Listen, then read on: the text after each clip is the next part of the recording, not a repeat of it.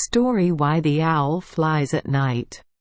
Long ago there was an image of the good Saint Anthony washed ashore by the rough waves of the Bay of Angra. A little chapel was built to receive it on the steep slopes of Monte Brazil, overlooking the bay, and here it still remains. Once upon a time, a little boy named Pedro lived in a tiny cottage near Saint Anthony's shrine. His mother had died and his father had married a new wife who was often cruel to him. She dressed him in ragged, shabby clothes, and the other children of the parish often pointed their fingers at him in scorn because of his poor garments. One day, as Pedro knelt before the image of the good saint, a strange thing happened. His clothing became new and whole. He was dressed as well as any boy in the parish. "Where did you get clothes like this?" asked the stepmother when he came home that night. "I always knew you were a good-for-nothing.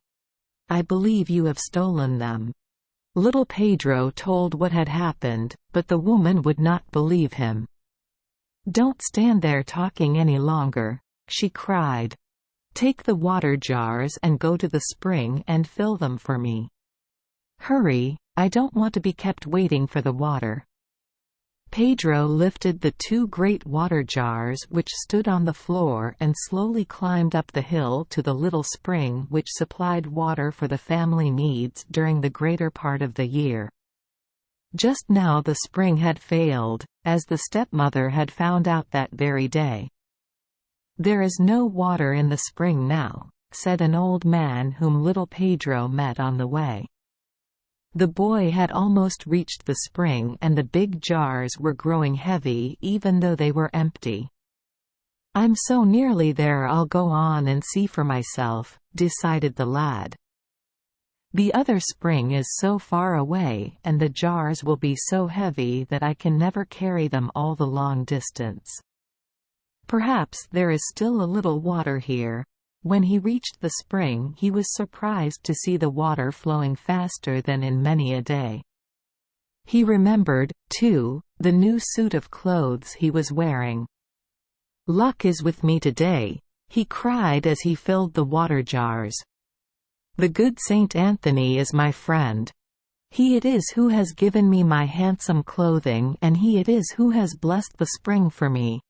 When he returned home with the jars full of water, his stepmother stared at him in amazement. He had not been gone long enough to obtain it from the farther spring. "Where did you get this water?" she asked, as soon as she could find words with which to speak. Pedro told her that it came from the spring just as it always did. "That spring is dry today," she cried. "Now I know that you are a liar as well as a thief.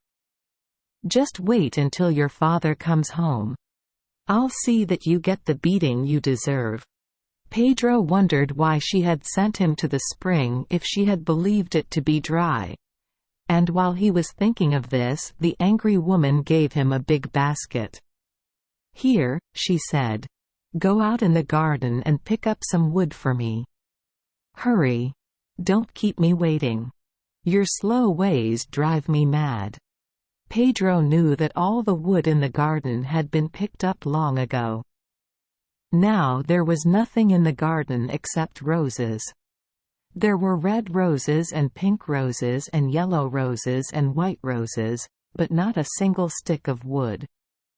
High up on the steep slopes of Monte Brazil there might be wood to gather, but the night was dark and the path was steep and long. Little Pedro was very tired, so tired that two great tears rolled down his cheeks. Suddenly, the good Saint Anthony from the little chapel stood before him. He smiled kindly at the child. "Why are you crying, my boy?" asked the saint. "I have watched you carefully for a long time, and I know you seldom give way to tears, though often your burdens are so heavy that a boy less brave would do little else than weep. I have to fill my basket with wood and there is nothing except roses in our garden," replied Pedro. I'm tired and it is very dark on Monte Brazil to search there for wood."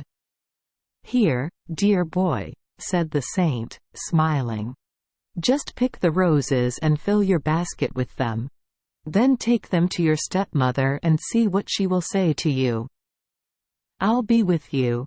Pedro filled his big basket with the lovely red and yellow and pink and white roses which grew in the garden in such rich abundance. Then he ran into the house with them. As the light from the candles fell upon them, to his amazement he saw that they were no longer roses. The basket was full of wood. "Where did you get this wood?" cried the woman angrily. "There are only roses in the garden. Where have you been?" She seized Pedro roughly by the collar of his new coat and shook him until his teeth chattered. He looked up into the saint's eyes. Saint Anthony's face was stern. "Stop, woman!" cried the voice which a moment before had been so kind and gentle.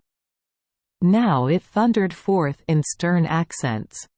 "This little lad has done no harm.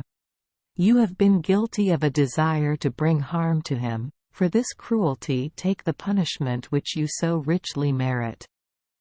It is you who have sent this child out into the night. Now it is I who sends you out into the night." From that moment Pedro's stepmother was no longer a woman. She was changed into an owl with her eyes the big round circles they had looked when she had gazed up into the fierce face of angry Saint Anthony. To this very day the owl has to fly by night. Thank you for joining us for today's fairy tale. We hope these stories bring joy and meaning to your day. If you love our channel, please hit the subscribe button so you won't miss any exciting tales. Wishing you a good night and sweet dreams. See you in the next story.